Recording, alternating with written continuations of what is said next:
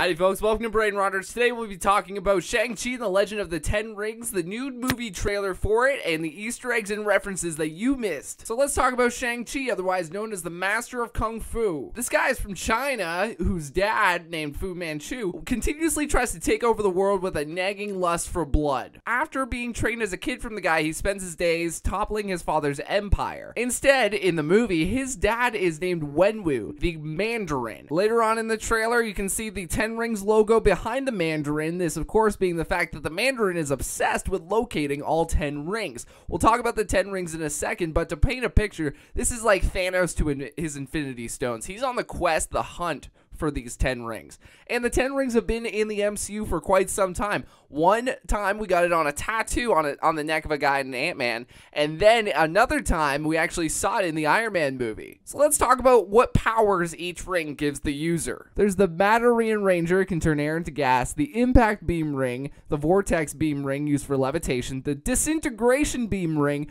the black light ring used to create darkness, the white light ring used to manipulate electromagnetic energy, the flame blast ring, the Mento-Intensifier used to blow up soda. Just kidding, just kidding. It's used to control people's minds and thoughts. The Electro-Blast Ring, last but not least, the Ice Blast Ring. You should know that from the trailer, the guy with the gauntlets, those weird power gauntlets, is also Wenwu, the Mandarin. I guess this literally means he has a trick up his sleeve. Anyway, then we got this guy named Razor Fist. His abilities stretch as far as his martial arts and the sword he has for a hand. In the comics, he was actually dual wielding 2 swords. He didn't have arms. Razor Fist overlaps a lot with Shang-Chi in the comics, primarily when Razor Fist went ahead and killed Shang-Chi's ex-girlfriend, Lyco Wu. I think Lyco Wu's stand-in for the film is the girl played by Awkwafina.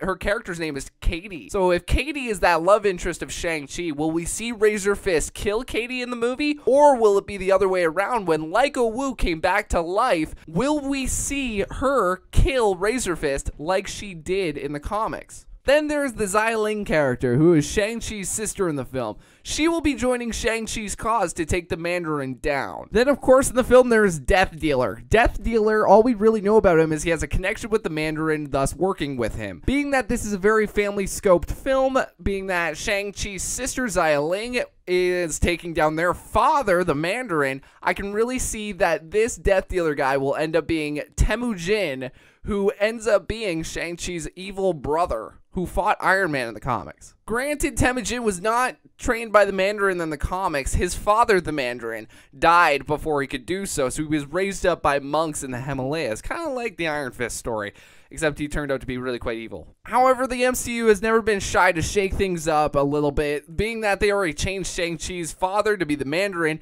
Of course, they'll just change this to be that, oh yeah, the Mandarin didn't die when he had the kid, so on and so forth. Temujin's powers and abilities go as far as his martial arts skills, and even wielded the rings for a while. There's a character in green who is fighting what seems to be the Mandarin, being that he's wearing that same white suit that he wore in that helicopter scene. Anyway, the character in the green could be Zhang Li or Zhang Nen, who we saw who will be in the film and be an MCU original character. If I didn't pronounce those names correctly, I'm sorry. The giant lions are no doubt a real-life incarnation of that Chinese lion decoration. The helicopter reading WW888 is a reference to August 1988.